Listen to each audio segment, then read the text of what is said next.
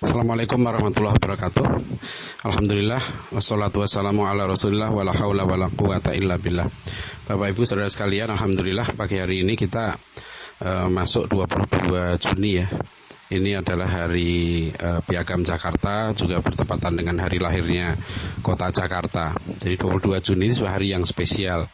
Dan dulu ya umat Islam itu terbiasa memperingati hari lahir Piagam Jakarta. Bahkan sampai 22 Juni 1965 ya, itu berarti beberapa bulan sebelum Bung Karno jatuh ya, itu umat Islam masih memperingati hari kelahiran Piagam Jakarta. Ya, dan Bung Karno hadir kan, seperti yang kita bahas dalam artikel yang lalu. Bung Karno menyatakan bahwa Piagam Jakarta ini adalah untuk menyatukan ya seluruh rakyat Indonesia. Jadi itu penegasan Bung Karno pada tahun 65 itu. Ya, kita harus ingat. Nah, setelah itu kemudian masuk Orde Baru, Piagam Jakarta itu ditenggelamkan, bahkan dianggap sebagai barang yang berbahaya. Ya, siapa yang ingin merujuk kembali pada Piagam Jakarta itu dituduh macam-macam lah seolah-olah Piagam Jakarta itu barang yang haram. Nah, itulah yang kita tulis yang lalu, pentingnya Piagam Jakarta itu, yang di artikel yang makalah yang ditulis oleh Kiai Haji Saifuddin Zuhri, tokoh NU yang sempat menjadi Menteri Agama juga. Nah, pada kesempatan kali ini pas 22 Juni ini saya menyajikan satu perspektif ya, bahwa Piagam Jakarta ini ternyata sakti dengan rahmat Allah ini. Ya, jadi ini unik ini perjalanannya Piagam Jakarta itu ya. Berawal kita lihat perdebatan sebelum BPUPK gitu ya, perdebatan antara golongan Islam dan sekuler itu sudah jauh berlangsung sebelum masuk sidang BPUPK ya, 29 Mei tahun 45. Ya, sebelum itu sudah terjadi polemik bagaimana meletakkan agama dalam negara yang merdeka itu. Misalnya polemik Bung Karno dengan Hasan, polemik Bung Karno dengan Muhammad Natsir, itu sudah terjadi tahun 20-an. Ya, nah tahun 35 muncul lagi polemik kebudayaan gitu. Nah, tahun 45 di BPUPK terjadi polemik yang tajam, dan disitulah kemudian Bung Karno tahu peta itu. Ini intinya kan menurut Bung Karno petanya dua saja ini, yang menghendaki Islam sebagai dasar negara atau paling tidak Islam menjadi agama resmi negara, dan yang tidak menghendaki itu gitu. Dua golongan. Nah, inilah yang kemudian oleh Bung Karno diundang di rumah beliau itu. Yang Bung Karno kemudian membentuk namanya Panitia 9. Nah, ini berbeda dengan Panitia 8 atau Panitia kecil.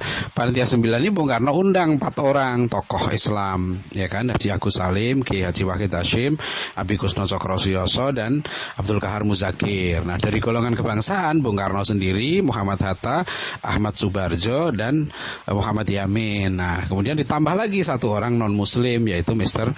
Maramis. Itu ceritanya. Jadi Bung Karno ini cerdik nih kalau kita lihat tuh. Nah, disitulah kemudian kita tahu dalam waktu beberapa nggak lama lah waktunya itu ya, 22 Juni lahir namanya Piagam Jakarta. Piagam Jakarta itu ya pembukaan UUD 45 kita sekarang ini ya, bahwa sesungguhnya kemerdekaan itu adalah hak segala bangsa gitu ya, dan seterusnya itu. Nah, tapi Piagam Jakarta itu ada kata, 7 kata yang nanti ini menjadi kata yang misterius itu. Ya, hilangnya itu dianggap misterius gitu loh. Masih banyak hal-hal yang menyelimuti seputar dicoretnya 7 kata pada 18 Agustus gitu kan 1945. Jadi sampai kita merdeka ya, itu masih utuh tuh Piagam Jakarta 17 Agustus itu. Nah, setelah proklamasi dibacakan gitu kan, disitulah terjadi berbagai pihak kemudian merasa, loh, kok seperti ini konstitusi yang akan dipakai gitu kan. Nah, muncullah beberapa kelompok yang saya tulis dalam buku saya Pancasila itu, misalnya kelompok Perapatan 10 itu mengaku resah dan menghadap kepada Bung Hatta, minta supaya ketuhanan dengan kewajiban menjalankan syariat Islam bagi pemeluknya itu dicoret. Nah, besoknya Bung Hatta mengakui, katanya 18 Agustus pagi itu sebelum sidang PPKI ya, panitia persiapan kemerdekaan Indonesia itu 18 Agustus itu. Nah, di situ loh terutama tokoh ada tokoh Islam ya, ada Kasman Singodimedjo, ada Ki Bagus Hadikusumo, ada Tengku Muhammad Hasan dari Aceh gitu, yang ikut lobby-lobby itu, karena Bung Hatta bilang ini dapat ultimatum katanya dari Indonesia Timur, kalau itu nggak dicoret maka Indonesia Timur nggak mau bergabung dengan NKRI atau Indonesia Merdeka itu. Ya singkat kata kita tahulah kemudian ya umat Islam ngalah, tokoh Islam ngalah karena bahasa Pak Kasman ya kondisi waktu itu sangat genting ya. Belanda sudah tongol-tongol katanya, maaf sekutu sudah tongol-tongol, Jepang masih tingil-tingil gitu. Maksudnya Indonesia ini sudah mendeklarasikan kemerdekaan, tapi kekuatan senjata itu masih dipegang Jepang. Tentara sekutu sebagai pemenang Perang Dunia Kedua mau masuk gitu loh ke Indonesia, dan itu belum mau mengakui kemerdekaan Indonesia mereka. Waktu itu setelah kita merdeka berjuang dapat pengakuan. Nah itu yang pertimbangan Bung Hatta kalau kita baca di tulisan, memang Bung Hatta sangat ingin Indonesia merdeka ini betul diakui, konsentrasinya waktu itu. Ya itu diakui dulu gitu loh. Ya, jadi jangan sampai pecah gitu loh. Nah disitulah kemudian Bung Karno diam, kata Pak Kasman, dalam lobby-lobby 18 Bung Karno itu diam saja, gak ikut lobby-lobby gitu. Bung Hatta yang aktif.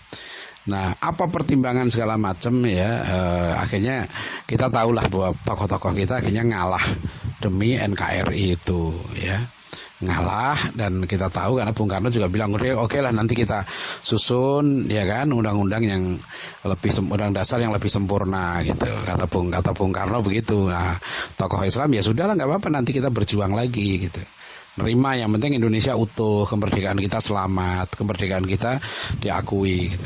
Nah itulah yang nanti perjalanan panjangnya di situ. Nah ternyata Piagam Jakarta ini kan sudah hilang tuh 7 kata gitu ya. Oke, karena sementara. Kemudian RIS ya, rancangan Republik Indonesia Serikat tahun 49 kan itu buah dari Komisi 3 Negara itu, perjanjian Renville kan, akhirnya terbentuk Republik Indonesia Serikat. Nah itu Piagam Jakarta diubah tuh. Kata Allah hilang diganti dengan Tuhan ya. Terus 5 silanya juga berubah. Nah kemudian mosi integral nasir, kita menjadi negara persatuan, negara kesatuan NKRI kembali, yaitu 15 Agustus ya tahun 1950. Tapi konstitusi RIS tadi di konstitusi UDS Undang-Undang Dasar sementara tetap masih pakai yang RIS tadi, berubah. Nah kita tahu 55 kan terjadi pemilu ya, di konstituante merumuskan Undang-Undang Dasar, nggak bisa mencapai titik temu antara golongan Islam dengan golongan nasionalis. Maka Bung Karno kemudian mengeluarkan dekret 5 Juli tahun 59. Nah yang menarik di sinilah dalam dekret itu diambil kata kompromi lagi. Ya, jadi 7 kata yang hilang tadi tidak dikembalikan secara verbatim ya, secara tekstual di pembukaan UUD 45 itu, tapi ditegaskan oleh Bung Karno dalam dekretnya bahwa Piagam Jakarta itu menjiwai dan merupakan satu kesatuan dengan konstitusi ya, dengan Undang-Undang Dasar 45. Sejak itu kemudian Bung Karno menjadikan Piagam Jakarta sebagai sumber hukum yang hidup dalam pendirian IAIN, Perpres nomor 11 tahun 60 ya, itu konsiderannya konsiderannya adalah Piagam Jakarta. Nah kemudian dalam Undang-Undang Undang-Undang Penodaan Agama ya, di dalam bagian penjelasan juga dijelaskan tentang pelaksanaan Piagam Jakarta. Nanti Kementerian Agama juga merumuskan bahwa Kementerian Agama itu tujuannya adalah melaksanakan Piagam Jakarta. Nah itu tadi, Piagam Jakarta ini berusaha ditenggelamkan gitu kan, sudah dikembalikan Bung Karno dalam bentuk yang tadi satu kesatuan dan menjiwai UUD 45, di Orde Baru ditenggelamkan ya, alergi betul dengan syariat Islam. Tapi rupanya, nah itulah yang saya bilang skenario Allah itu ya, muncul lagi itu Piagam Jakarta itu. Munculnya dalam bentuk apa? Justru dalam bentuk peraturan perundang-undangan.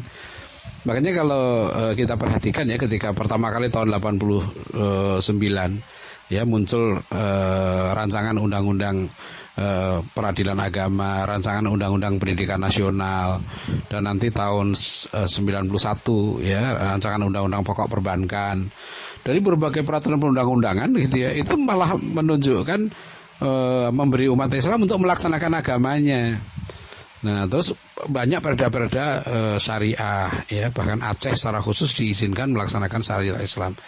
Kemudian berdirilah bank-bank Islam ya, bank syariah, bahkan kurikulum masuk di BI pun sekarang ekonomi syariah itu sudah masuk dalam nomenklatur yang resmi gitu lah. Dan inilah yang kemudian kalau kita baca berbagai respon dari pihak Kristen terutama, itu yang saya tulis. Kenapa buku saya tulis itu Pancasila bukan untuk menindas hak konstitusional umat Islam, karena rupanya setelah sekian puluh tahun gitu ya, era Orde Baru bahkan sudah masuk era reformasi, masih tetap dipersoalkan ya masalah pelaksanaan syariat Islam itu. Padahal itu kan melaksanakan syariat Islam itu hak bagi setiap muslim, dan negara menjamin ya kemerdekaan tiap penduduk untuk meluk agamanya masing-masing dan beribadah menurut agama dan kepercayaannya itu. Nah, itu seharusnya artinya apa di sini? Kita Piagam Jakarta itu ya, dengan rahmat Allah, dengan pertolongan Allah itu sakti. Gitu loh. Ya kembali tetap gak bisa dihilangkan, karena itu apa yang dikatakan Bung Karno, bahwa ini adalah jalan kompromi maksimal gitu loh. Inilah cara untuk menyatukan bangsa ini. Karena apa? Karena Islam itu gak bisa dilepaskan dari syariat gitu. Jadi mau diotak-atik kayak jilbab dulu dilarang, ini dilarang, gak bisa. Udah loh, itu Profesor Bernard Lewis, seorang orientalis Yahudi yang terkenal, itu sudah mengatakan umat Islam itu tidak punya tradisi sekuler gitu loh. Beda dengan Barat, beda dengan Kristen. Jadi ajaran Islam itu memang nggak bisa disekulerkan ajarannya gitu ya. Orangnya banyak yang bisa disekulerkan, tapi akan aneh karena sehari-hari orang Islam itu dari bangun tidur sampai tidur lagi, itu ada contoh dari Rasulullah SAW hidup itu. Kita selalu terkait dengan Tuhan gitu kan, dalam setiap aspek, mau makan nyebut bismillah gitu kan, segala macam itu. Nah ini penting itu. Kenapa nanti ya kita sebut bahwa ini kesaktian Piagam Jakarta dalam tanda kutip, sebenarnya kesaktian itu kenapa? Karena ini atas berkat rahmat Allah. Nah sekarang tinggal umat Islam mengisi gitu ya agenda-agenda penting dalam perjuangan, terutama melalui melahirkan SDM yang unggul. Dan dengan konstitusi yang sekarang dan Pancasila yang sekarang ya, maka ajaran Islam itu justru ya seharusnya ditegakkan. Jadi kenapa sih kok rancangan undang-undang HIP ini gitu ya banyak ditolak umat Islam? Karena ujung dari undang-undang seperti ini adalah ingin dia memposisikan agama itu seperti Pancasila itu seperti agama, ingin memposisikan Pancasila seperti agama, sebagai panduan hidup, pedoman amal, pedoman moral gitu kan. Nah kalau itu bagi umat Islam sudah selesai ya, nah itu akan terjadi benturan. Itulah ya, jadi Bapak Ibu hadirin sekalian ya, kenapa saya bilang bahwa alhamdulillah dengan rahmat Allah Piagam Jakarta itu sakti gitu. Jadi nanti malam insya Allah dalam kuliah umum ya 2 jam insya Allah kita akan bahas ya tentang masalah Piagam Jakarta ini ya. Demikian, billahi taufiq wal hidayah. Assalamualaikum warahmatullahi wabarakatuh. Kayaknya kita udah mau mulai ya. Kita